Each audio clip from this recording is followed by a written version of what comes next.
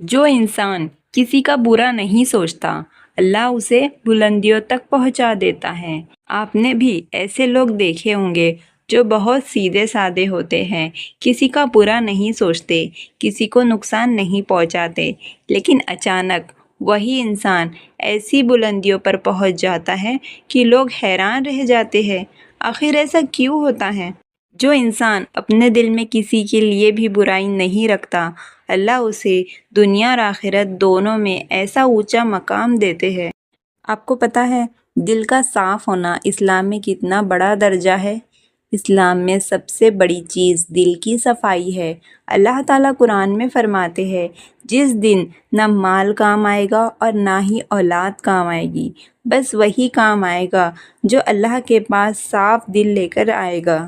مطلب کہ جس انسان کے دل میں نفرت، جلن، برائی نہیں ہوگی، وہی انسان اللہ کے قریب ہوگا۔ آپ کو پتہ ہے جو کسی کا برا نہیں سوچتا اس کا دل کیسا ہوتا ہے؟ ایسا انسان کسی سے جلتا نہیں، کسی کی کامیابی سے دکھی نہیں ہوتا، کسی کے لیے برا نہیں چاہتا، لوگوں کو معاف کر دیتا ہے، اور یہی اللہ کو سب سے زیادہ پسند ہے۔ ایک چھوٹا سا واقعہ ہے، وہ میں آپ کو سناتی ہوں۔ ایک بار صحابہ بیٹھے تھے اور نبی صلی اللہ علیہ وسلم نے فرمایا، ابھی جو شخص اس دروازے سے آئے گا وہ جنتی ہے۔ تھوڑی دیر بعد ایک سیدھا سادہ انسان اندر آیا، اور یہی بات 3 دن تک ہوئی۔ مطلب ایسا 3 دن تک ہوتا رہا، اور ہر بار وہی آدمی آیا۔ ایک صحابی نے سوچا، اس انسان میں ایسا کیا ہے جو یہ جنتی ہے؟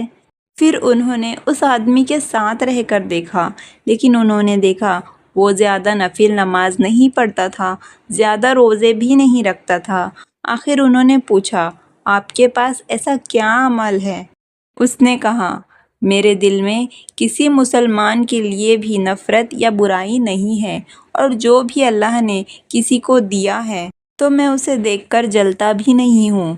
تو پھر اس پر صحابی نے کہا، یہی تو وہ عمل ہے جس نے تمہیں اتنا اونچا بنا دیا۔ اور ایک بات ہے کہ برا نہیں سوچنے والے کو اللہ تعالیٰ کیا دیتا ہے؟ اللہ تعالیٰ اس کے دل کو سکون دیتا ہے۔ جو کسی کا برا نہیں سوچتا اس کا دل ہمیشہ سکون میں رہتا ہے، اور ایسے انسان کے لیے لوگوں کے دلوں میں جگہ ہو جاتی ہے، لوگ اس سے پیار کرنے لگتے ہیں، اور ایسے انسان پر اللہ کی مدد شامل ہو جاتی ہے۔ اللہ ایسے انسان کے کام آسان کر دیتا ہے۔ کبھی کبھی وہی انسان جسے لوگ سمپل سادہ سمجھ رہے تھے، اللہ اسے ایسی جگہ پہنچا دیتا ہے جہاں لوگ پہنچنے کا سوچ بھی نہیں سکتے۔ اور دل میں نفرت رکھنے کا تو نقصان ہی نقصان ہے۔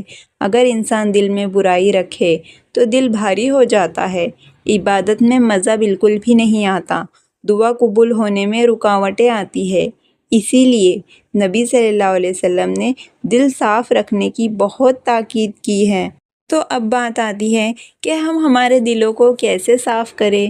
اگر دل میں کسی کے لیے برائی ہو تو اسے معاف کر دے، اس کے لیے دعا کرے، اللہ سے کہے، یا اللہ میرے دل کو صاف کر دے۔ یاد رکھیے، کبھی کبھی ہم سوچتے ہیں کہ کامیابی پیسے سے ملتی ہے، لیکن اللہ کے یہاں کامیابی صاف دل سے ملتی ہے۔